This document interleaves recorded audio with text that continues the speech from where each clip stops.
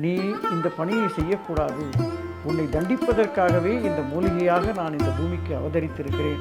இனி இந்த மூலிகையினுடைய பெயர் கஞ்சா செடிக்கு பதிலாக கோரக்க மூலி என்று அழைக்கட்டும். இந்த மூலிகையை கொண்டுதான்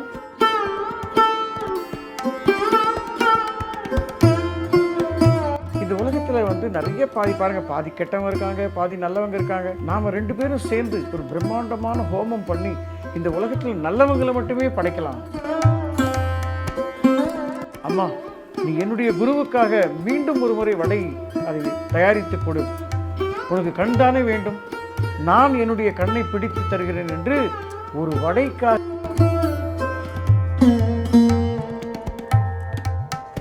பாட்டிக்கிட்ட கொடுத்து இந்த கண்ணை பொருத்தி கொண்டு எனக்கு எனது குருவுக்கு வடை செய்து தாருங்கள். அந்த பாட்டி பயந்து போய் அந்த வடையை செய்து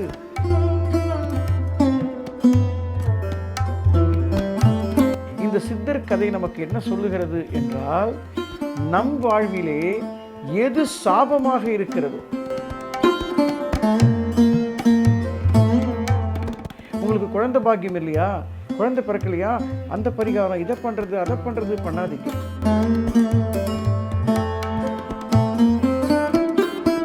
அதனால் நாம் அந்த கோரக்க மூலிகையை தேடுவது, மூலிகையை தேடி ரசவாதம் செய்வது, எப்படி தங்கம் செய்வது, எப்படி சஞ்சீவி மூலிகையை கண்டுபிடி என்று இந்த சித்தர்களுடைய வேலையை நாம்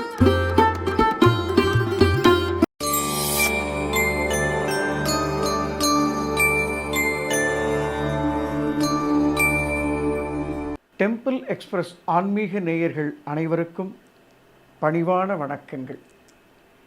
ஞான தேடல் என்ற அற்புதமான பயணத்திலே சென்ற வீடியோவிலே மச்ச முனிவருடைய உற்பத்தியையும் மச்ச முனிவரால் பிறக்கப்பட்ட கோரக்கர் சித்தரை பற்றியும் பார்த்து வந்தோம்.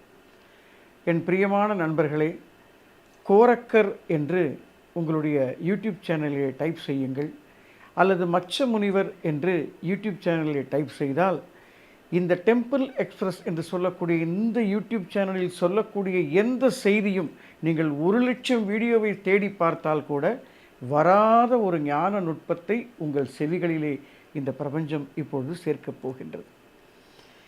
18 சித்தர்கள் என்று ஒரு வரிசை இருக்கும். நீங்கள் சித்தர் ஞானக்கோவை எடுத்து பார்த்தால் அதிலே ஒரு 18 பேர் இருக்கும். வேறு ஒரு சித்தர், வேறு ஒரு கம்பெனி வெளியிட்ட சித்தர் ஞானக்கோவை எடுத்து பார்த்தால் அதிலே ஒரு 18 வரிசை இருக்கும். வேறு ஒரு புத்தகத்தை எடுத்து பார்த்தால் அதிலும் ஒரு 18 சித்தர்களுடைய பேர் இருக்கும். அப்படி என்றால் உண்மையாக 18 சித்தர்கள் யார்? இந்த கேள்விக்கு நமக்கு பதில் தெரியாமல் 18 சித்தர்கள்னு தட்டினா அவங்கவுங்க ஆளுக்கு ஒரு 18 சித்தர் பேர் போட்டிருப்பாங்க. இந்த கோரக்கர் நமக்கு என்ன சொல்லித்தரார் அப்படின்னா, பதி, அதாவது இந்த சைவ சித்தாந்தத்தில் பதி, பசு, பாசம் என்று சொல்வார். இந்த முக்கூட்டு கலவையிலே இந்த 3 விதமான கூறுகளிலே பதி என்று சொல்லக்கூடிய அந்த பதி என்ற வார்த்தை இருக்குது பார்த்தீங்களா, அதற்கு 8 என்ற எண்ணை குறியீடாக வைத்திருக்கிறார்கள். அதாவது இந்த அகரம், உகரம், மகரம் என்று சொல்லக்கூடிய எழுத்திற்கு 8 என்ற எண்ணை குறியீடாக வைத்திருக்கிறார்கள். பதி என்ற 8ஐ யார் அறிந்து கொள்கிறார்களோ அவர்கள் அத்தனை பேருமே 18 சித்தர்களை தவிர இந்த 18 பெயர்கள் அல்ல. இந்த வரிசையிலே தோன்றிய இந்த கோரக்க மகான் என்று சொல்லக்கூடிய ஞான வள்ளல் தன்னுடைய குரு பக்தியை எப்படி தன்னையும் 18 சித்தராக மாற்றி தனக்குள் இருக்கக்கூடிய அந்த அஷ்டாட்சரம் என்று சொல்லக்கூடிய 8ஐ உணர்த்திய அந்த அற்புத மனிதர் ஒரு விசேஷமாக குரு பக்தியை வெளிப்படுத்தினார். இந்த கதையை கொஞ்சம் கேளுங்கள். ஒரு வனாந்திரத்திலே ஒரு காட்டுக்குள்ளேருந்து அவர்கள் அந்த ஒரு கிராம பகுதிக்கு அவர்கள், அதாவது குருவும் சீடனும் நடந்து வந்து கொண்டிருந்தார்கள். யார் குரு? மச்ச முனிவர் என்று சொல்லக்கூடிய மச்சேந்திரரும் அவரால் உருவாக்கப்பட்ட கோரக்கரும் ரொம்ப அழகாக ஞானம் பேசிக்கொண்டு நடந்து வந்து கொண்டிருந்தார்கள்.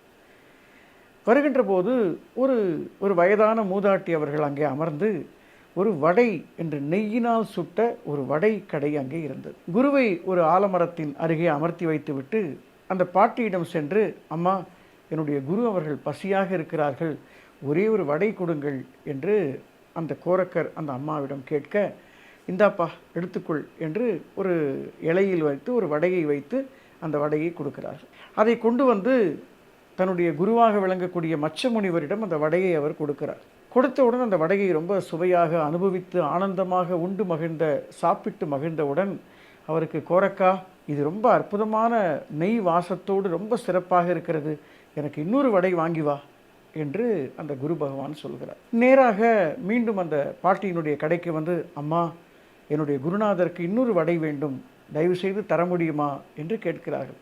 இல்லையப்பா, நான் கடையெல்லாம் மூடிவிட்டேன், எனக்கு இந்த புகையில் வந்து கண் எரிகிறது, என்னால் வந்து இன்னொரு முறை அடுப்பேற்றி வடை சுட முடியாது, என்னுடைய கண்ணை இழக்க முடியுமா அதற்காக என்று கோபமாக பேசுகிறார். அம்மா, நீ என்னுடைய குருவுக்காக மீண்டும் ஒரு முறை வடை அதை தயாரித்து கொடு, உனக்கு கண் தானே வேண்டும், நான் என்னுடைய கண்ணை பிடித்து தருகிறேன் என்று ஒரு வடைக்காக தன்னுடைய கண்ணை பிடித்து அந்த பாட்டிக்கிட்ட கொடுக்குறார். பாருங்கள், கோரக்கருடைய குரு பக்தி என்ன. ஒரு வடைக்காக அந்த தன்னுடைய கண்ணை பிடுங்கி பாட்டிக்கிட்ட கொடுத்து, இந்த கண்ணை பொருத்தி கொண்டு எனக்கு என்னுடைய குருவுக்கு வடை செய்து தாருங்கள். அந்த பாட்டி பயந்து போய் அந்த வடையை செய்து இலையில் வைத்து கொடுக்குறார். குருக்கிட்ட போனோடனே ஒரு மூஞ்சியை மூடிக்கொண்டு போகிறார். போனோடனே, என்ன கோரக்கா, என்ன ஆச்சு? இல்லை, இந்த மாதிரி. என்ன குரு பக்தி உனக்கு, எப்பேற்பட்ட ஞான பக்தி உனக்கு என்று சொல்லி அவருடைய தலை மீது கை வைத்தவுடன் அந்த கோரக்கருக்கு மீண்டும் கண் வந்ததாக அந்த வரலாறு சொல்கிறது. இதை நாம் இந்த பக்தி இலக்கியத்திலே கண்ணப்ப நாயனார் செய்ததாக நாம் வரலாறு படித்திருப்போம். அப்படி ஒரு குரு பக்தியோடு குரு வல்லமையோடு வாழ்ந்து வந்த கோரக்கர் என்று சொல்லக்கூடிய அந்த ஞான சித்தர் ஒரு அந்த காட்டு அந்த வனப்பகுதிக்குள்ளே அமர்ந்திருக்கின்ற போது அவருக்கு ஒரு நண்பர் வந்து சேர்கிறார். அந்த நண்பர் பேர் பிரம்மமூலி என்று பெயர். இவர்கள் இருவரும் சத்சங்கம் பேசுகிறார்கள், விளையாட்டாக வேடிக்கையாக பேசி கொண்டிருக்கிறார்கள்.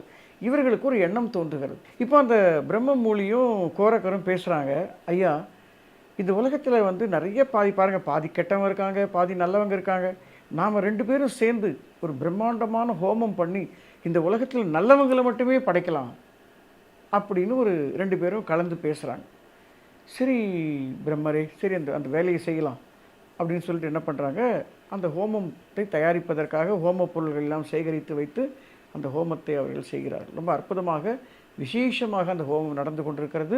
கிட்டத்தட்ட 21 இரவுகள் அந்த ஹோமம் செய்வதாக அந்த கதை சொல்கிறது. அப்படி அந்த ஹோமம் நடந்து கொண்டே இருக்கின்ற அந்த காலகட்டத்திலே ஈசனும் அந்த மகாசக்தியும், இந்த உலகத்திலே நல்லவர்கள் மட்டும் பிறந்தால் என்ன ஆவது, இந்த ஹோமத்தை நாம் தடுக்க வேண்டும் என்ற நோக்கத்தோடு என்ன செய்கிறார்கள், அந்த 2 சக்திகளும் ஒன்றாக சேர்ந்து 2 பெண்மணிகளாக அந்த ஹோமகுண்டத்திலே உதிக்கிறது. நன்றாக கூர்ந்து கவனியுங்கள்.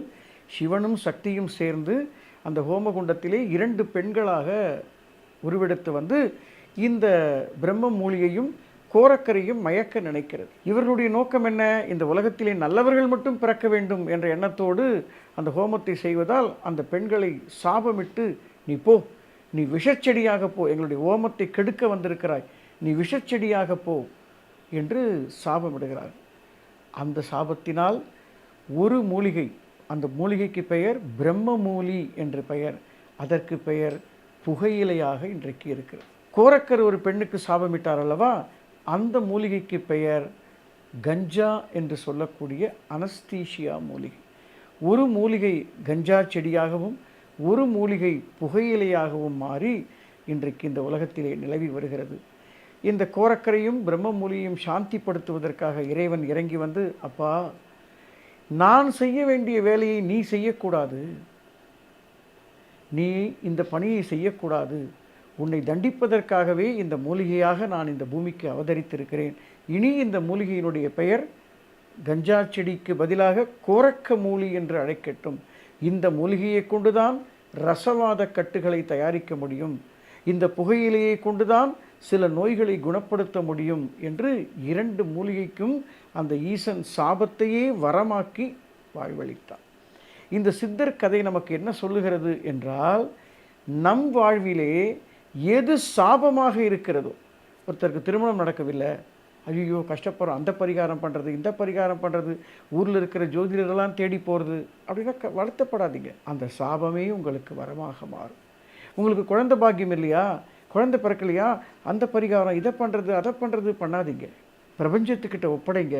அந்த பிரபஞ்சம் அந்த வரத்தையே, அந்த சாபத்தையே வரமாக உங்களுக்கு மாற்றித்தரக்கூடிய அற்புதத்தை தான் இந்த கோரக்கருடைய கதை நமக்கு சொல்லித் தருகிறது. இந்த கதைகளையெல்லாம் படித்துவிட்டு மீண்டும் மீண்டும் அதையே தான் சொல்கிறேன், சித்தர்களுடைய கதை வழியாக நாம் எதையும் கற்றுக்கொள்ள முடியாது. ஏனென்றால் அவர்கள் வாழ்ந்த வாழ்க்கையும் வாழ்ந்த காலமும் வாழ்ந்த யோக முயற்சியும் உன்னாலும் நம்மளாலும் எடுக்கவே முடியாது. அதனால் நாம் அந்த கோரக்க மூலிகையை தேடுவது, மூலிகையை தேடி ரசவாதம் செய்வது, எப்படி தங்கம் செய்வது, எப்படி சஞ்சீவி மூலிகையை கண்டுபிடி என்று இந்த சித்தர்களுடைய வேலையை நாம் செய்ய வேண்டிய அவசியமில்லை. நாம் செய்ய வேண்டியது நம்மை பிரபஞ்சத்தோடு இணைத்து எது நடக்கிறதோ அந்த நடப்பை நாம் ஏற்றுக்கொள்ளக்கூடிய அனுபவத்தை தான் இந்த கோரக்கருடைய வரலாறு நமக்கு சொல்லித் தருகிறது. அந்த அப்பேற்பட்ட மகான் 80 வயது வரை வாழ்ந்து இன்றைக்கு மிக விசேஷமாக விளங்கக்கூடிய வடக்கு பொய்கை நல்லூரிலே ஜீவ சமாதியாக இருக்கிறார். எல்லோரும் சென்று பாருங்கள். இந்த செய்தி, இந்த கோரக்கருடைய கதை எல்லா யூடியூப் சேனல்லையும் இருக்கும். ஆனால் அந்த கதை சொல்ல வந்த செய்தி என்னவென்றால், நாம் இந்த பிரபஞ்சம் நமக்கு தந்ததை ஏற்றுக்கொள்ள வேண்டும். ஏற்றுக்கொள்ள மறுத்து நீ என்ன பரிகாரம் செய்தாலும் கர்மத்தை கொண்டு கர்மத்தை தான் சுமக்கிறாய். மீண்டும் மீண்டும் கர்மத்தை அழிக்கக்கூடிய ஞானத்தை சொன்ன ஞானிகளை ஒதுக்கிவிட்டு மீண்டும் மீண்டும் தவறுகளுக்குள்ளே நாம் மாட்டிக்கொள்கிறோம். உனக்கு பரிகாரம் பண்ணால் மனைவி கிடைக்கும், பரிகாரம் பண்ணால் குழந்தை கிடைக்கும். ஆனால் எது கிடைக்கிறதோ அதுவே உனக்கு வினையாக மாறிவிடும், அதுவே உனக்கு குற்றமாக மாறிவிடும். இறைவன் எல்லாவற்றையும் மிகச் சரியாக நடத்துகிறான். எல்லாம் சரியாக இருக்கிறது. எல்லாருடைய வாழ்க்கையும் மிக சரியாக சிறப்பான முறையில் நடந்து கொண்டிருக்கிறது. வலி வந்தாலும், துன்பம் வந்தாலும், வேதனை வந்தாலும், எது வந்தாலும், இழப்பு வந்தாலும் அந்த துன்பத்தை இன்பமாக மாற்றக்கூடிய சூத்திரம், அதை அப்படியே ஏற்றுக்கொள்ளக்கூடிய ஞான ரகசியம். அதற்கான பரிகார முயற்சியில் நாம் ஈடுபட்டால் நாம் நிச்சயமாக தோற்றுப்போவோம் என்கின்ற மகா மங்களமான ஞான ரகசியத்தை போதிப்பதுதான் சித்தர்களுடைய நோக்கம். எனவே சித்த வழியை மேற்கொள்ளக்கூடிய அனைவரும் இன்றைக்கு எத்தனையோ பேர் ஜீவ சமாதிக்கு ஒன்றே நம்ம வடக்கு பொய்கை நல்லூரில் போயிட்டு அங்கே என்ன பண்ணுறது, பூஜை பண்ணுறதா, விளக்கேற்றுறதா, இல்லை அந்த சமாதிக்கு எந்த நாள் போகிறது, எந்த கிழமை போகிறது, என்னைக்கு போகிறதுன்னு தேடி அலையாதீங்க. இந்த உலகத்தில் வந்த ஞானி சொன்ன ஒரே ரகசியம் என்ன? ஏற்றுக்கொள்ளும். ஏற்றுக்கொள்ளக்கூடிய பக்குவத்தை சொல்வதுதான் கோரக்க மகரிஷியினுடைய மகா அற்புதமான வரலாறு. இந்த வரலாறை தொட்டு தொடர்ந்து மேலும் அடுத்த ஒரு வரலாறு, இதே எப்படி ஏற்றுக்கொள்வது என்ற ஒரு ஞான ரகசியத்தை எல்லா சித்தர்களும் ஒரே மாதிரி எப்படி சொன்னார்கள் என்கின்ற ஒரு விஷயத்தை தத்தாத்திரேய மகரிஷி எப்படி சொல்கிறார், எப்படி மச்சமுனிவர் சொன்னாரோ, எப்படி கோரக்கர் சொன்னாரோ, அதை தத்தாத்திரேயர் எப்படி வெளிப்படுத்துகிறார் என்கின்ற ஞான வரலாற்றை அடுத்த பதிப்பில் காண்போம். எல்லோரும் இன்புற்றிருப்போம். சகலமும் சித்தி பெறும்.